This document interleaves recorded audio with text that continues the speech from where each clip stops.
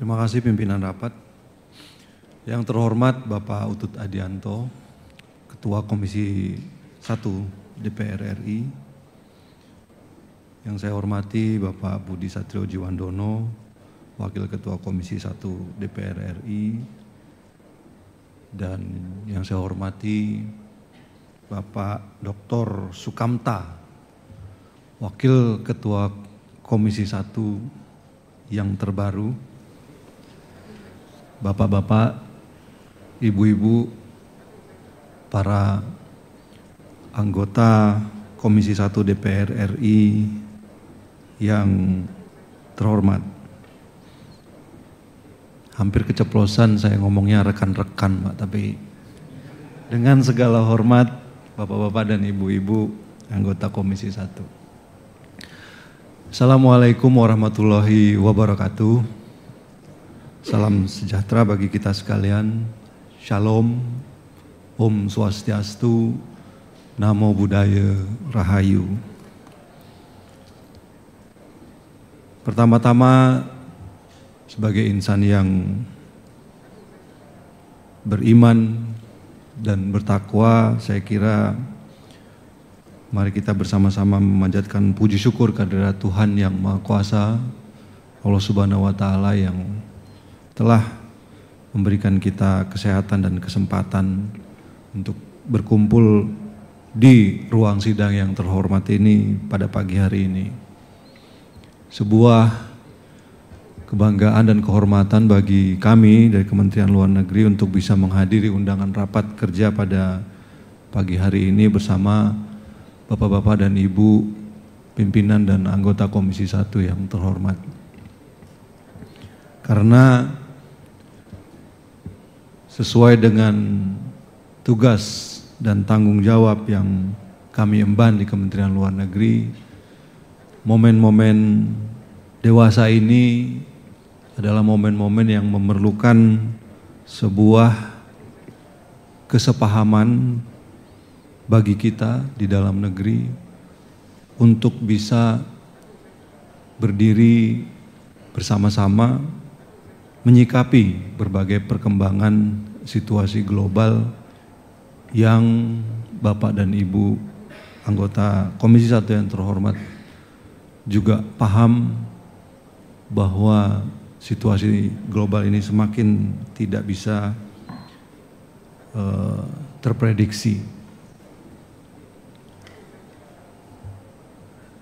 Kami harapkan lewat rapat kerja pada pagi hari ini kita bisa bersama-sama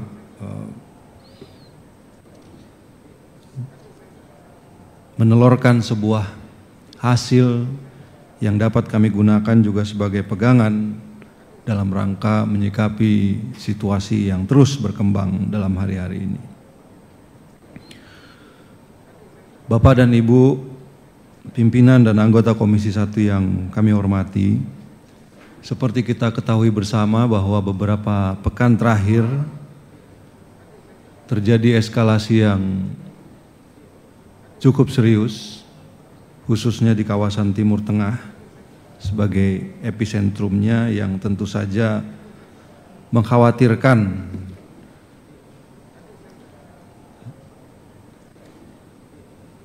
kekhawatiran bahwa eskalasi ini bisa berkembang merupakan sesuatu yang perlu kita cermati dan pikirkan bersama, yang dimulai dengan serangan Israel ke Iran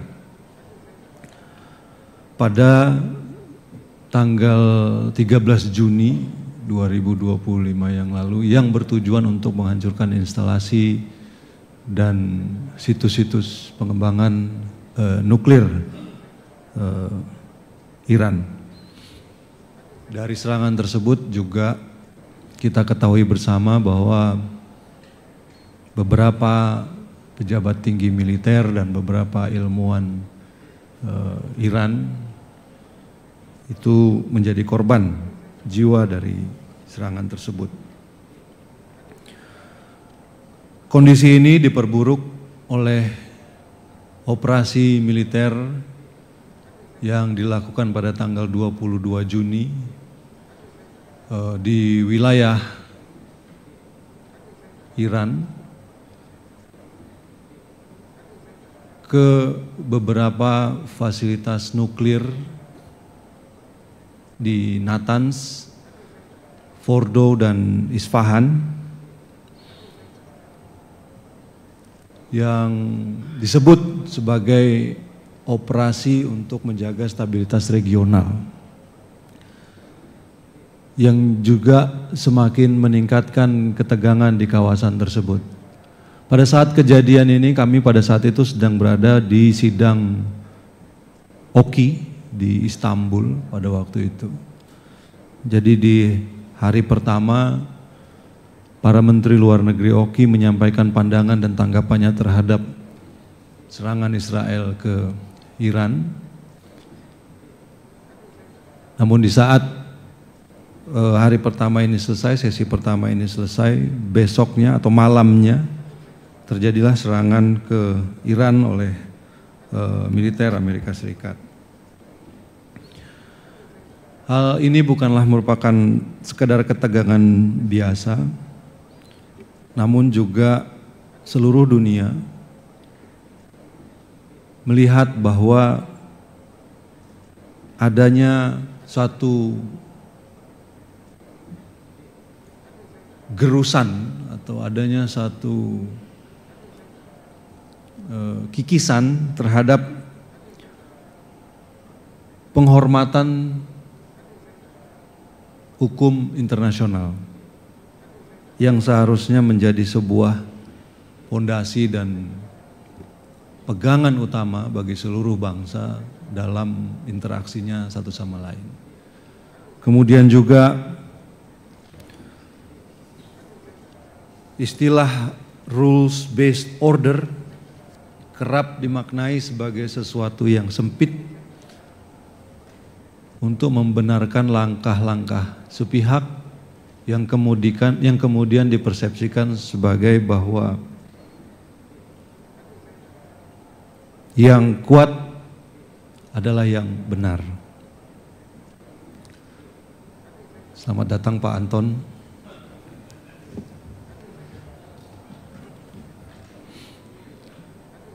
Hal-hal ini kemudian yang menimbulkan lunturnya kepercayaan terhadap tatanan hukum internasional yang sah ini dan melemahnya multilateralisme yang pada paruh pertama abad ke-20 justru diharapkan dapat menjaga lingkungan internasional yang rentan pasca Perang Dunia Kedua. Bapak dan Ibu sekalian, bahwa rentetan kejadian dan eskalasi ini merupakan sesuatu ya yang kita harap tidak terulang, tetapi tidak ada jaminan bahwa hal ini tidak terulang. Oleh karena itu dalam beberapa kesempatan kami juga selalu menyampaikan, kami selalu menyalurkan aspirasi untuk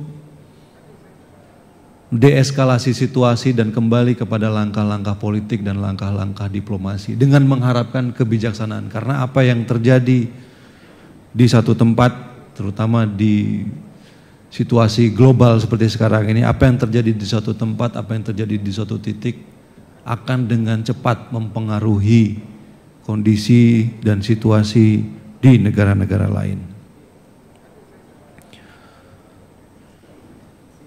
Dan satu contoh yang dilihat juga yang menjadi persepsi dari berbagai kalangan, bahwa kondisi di mana Israel seolah-olah lolos dari jerat hukum internasional juga bisa menginspirasi aktor lain untuk bersikap lebih asertif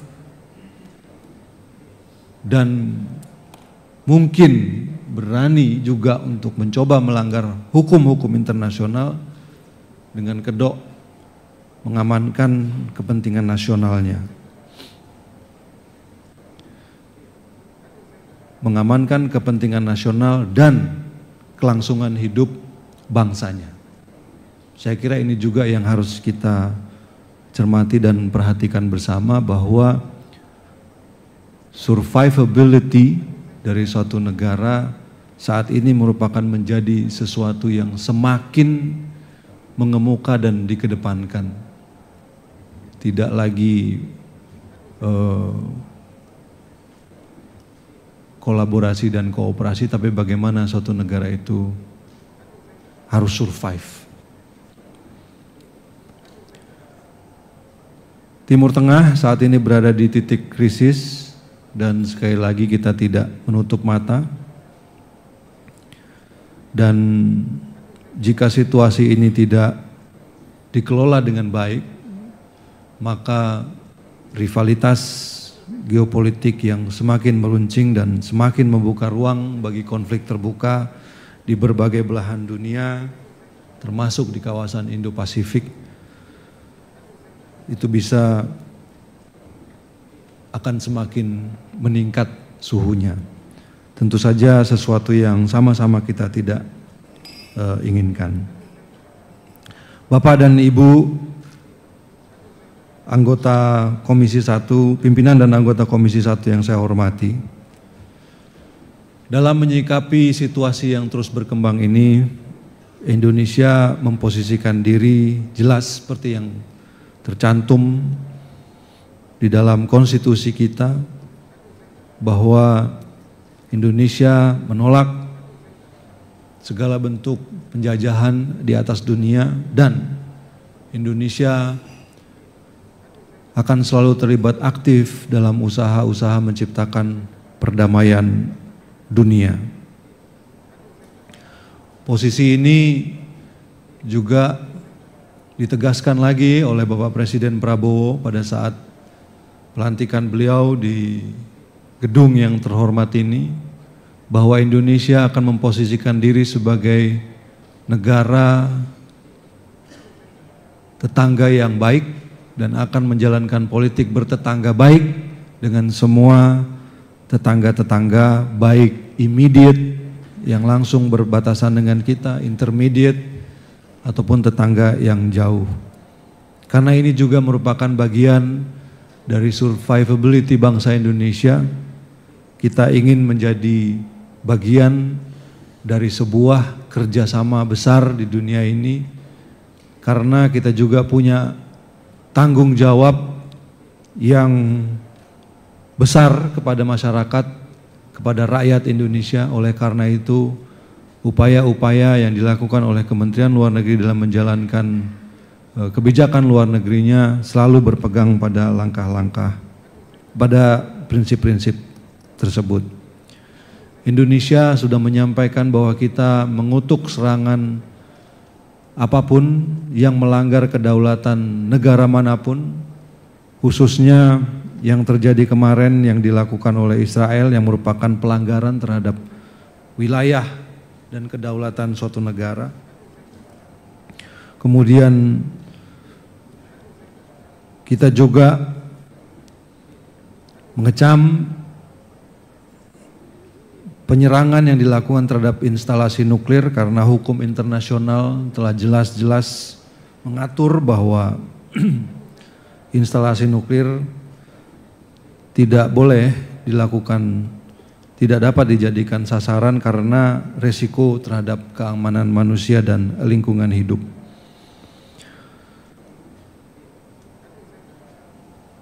Dan juga membahayakan rezim non-proliferasi senjata nuklir dan traktat non-proliferasi senjata nuklir. Beberapa hal yang kami cermati di Kementerian Luar Negeri, bahwa Parlemen Iran telah setuju rancangan undang-undang penangguhan kerjasama dengan Badan Tenaga Atom Internasional, serta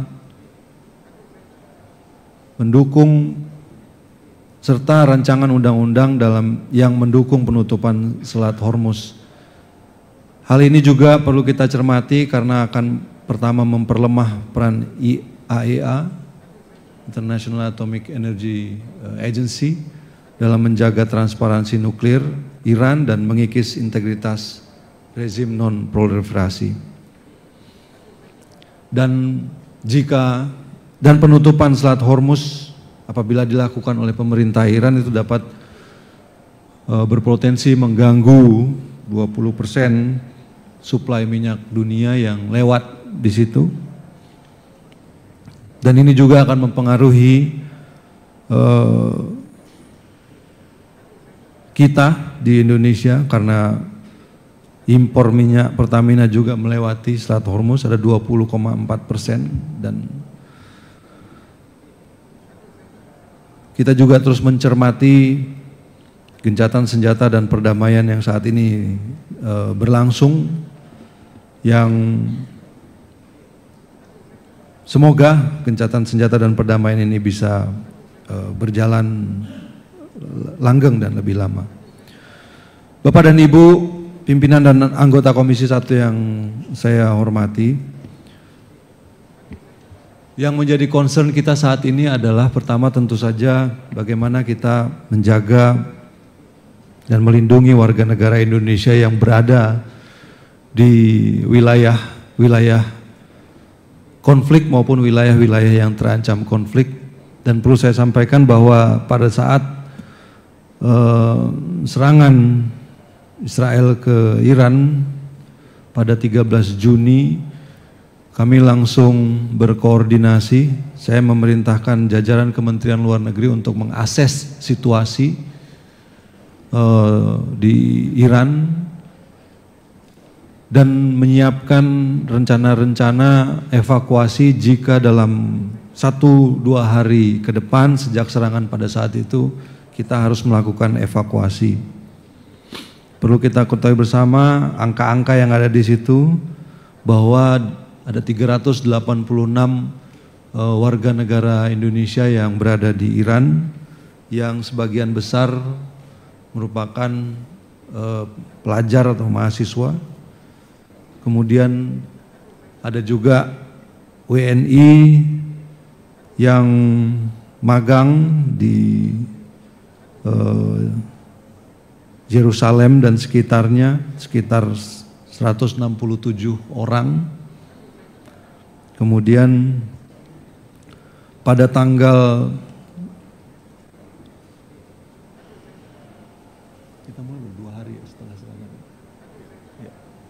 2 hari berarti tanggal 15 setelah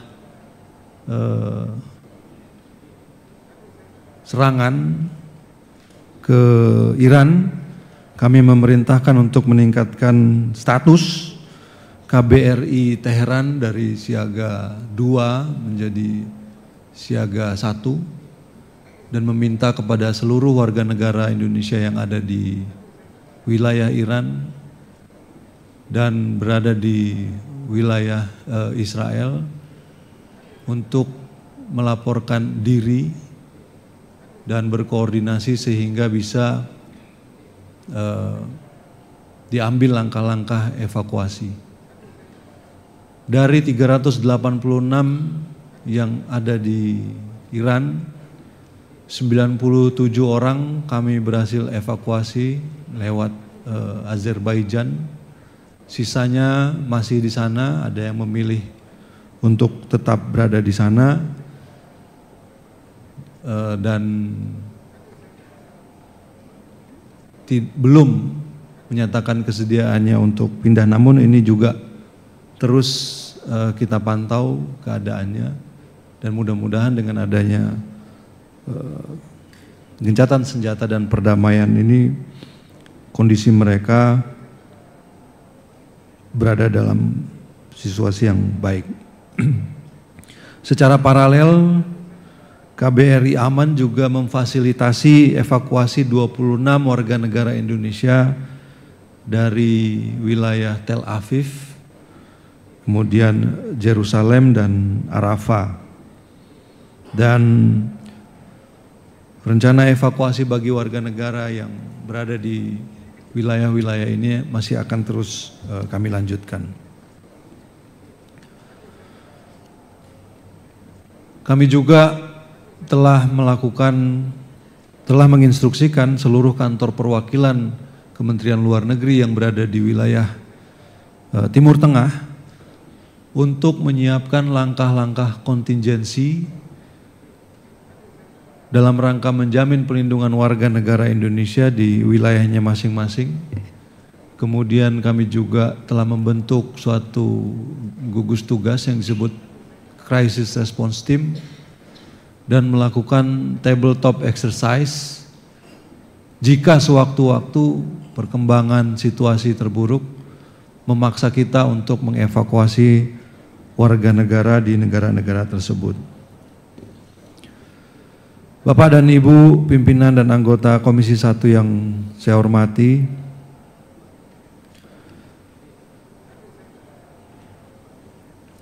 di tengah situasi yang kian terbelah oleh rivalitas ini, Indonesia tetap dalam posisinya yang non-alignment, tetap dalam posisinya untuk bisa menjadi jembatan dan voice of reason bagi negara-negara yang sedang berkonflik. Dan kita juga berusaha untuk mencari titik-titik temu, mencari common ground dengan negara-negara lain untuk meningkatkan kerjasama dan kolaborasi yang saling bermanfaat, sehingga di tengah shifting global situation ini kita tetap bisa menavigasinya dengan baik.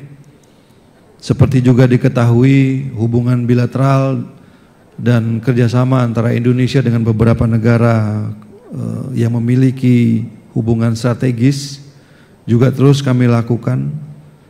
Saya melaporkan juga kepada Bapak dan Ibu bahwa saya telah bertemu dengan Menteri Luar Negeri Amerika Serikat Marco Rubio untuk mendorong penguatan kemitraan strategis komprehensif, yang kemudian juga kami lanjutkan dengan pertemuan dengan Menteri Luar Negeri Republik Rakyat Tiongkok Wang Yi, di mana kami sepakat untuk membentuk suatu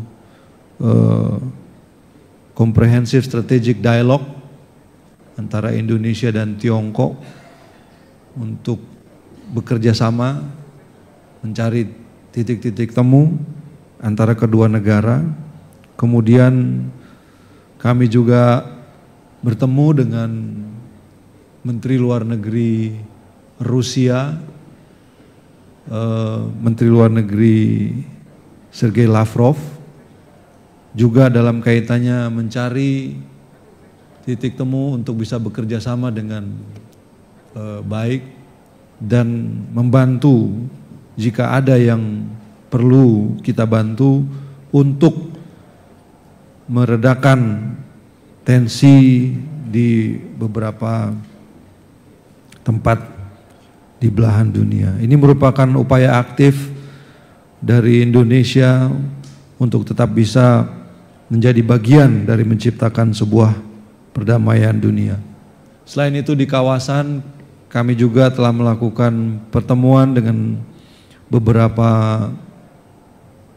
seluruh Menteri Luar Negeri negara-negara ASEAN dalam kesempatan pada ASEAN Foreign Ministry Meeting beberapa waktu yang lalu, yang kemudian dilanjutkan dengan ASEAN Summit di Kuala Lumpur, yang semuanya berada pada satu kesepakatan atau kesepahaman untuk meningkatkan kerjasama regional dan meningkatkan peran ASEAN dalam rangka merespon perkembangan global dan juga memperkuat kerjasama antar negara ASEAN khususnya di bidang ekonomi. Saya kira itu saja yang dapat saya sampaikan pada Bapak dan Ibu sekalian. Beberapa waktu ke depan akan ada BRICS Summit tanggal 6 sampai 8 Juli di Rio de Janeiro, Brazil, yang juga akan membahas diantaranya adalah upaya-upaya penguatan multilateralisme.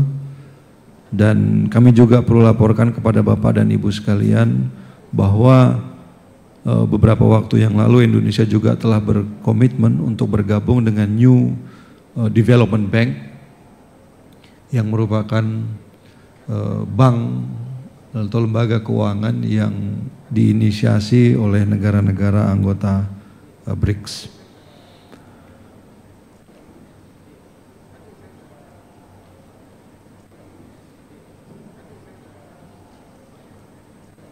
Dan juga pada waktu yang bersamaan sebenarnya akan ada pertemuan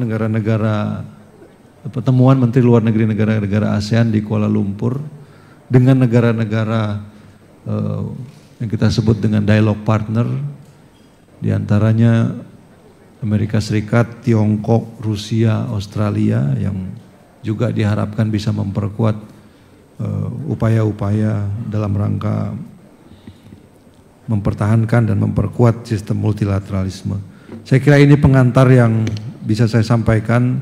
Sekali lagi terima kasih buat kesempatan ini, merupakan sebuah kehormatan, dan selanjutnya saya siap jika dari Bapak dan Ibu pimpinan dan anggota Komisi 1 yang terhormat ada hal-hal yang ingin ditanyakan dan didalami. Terima kasih, saya kembalikan Bapak pimpinan.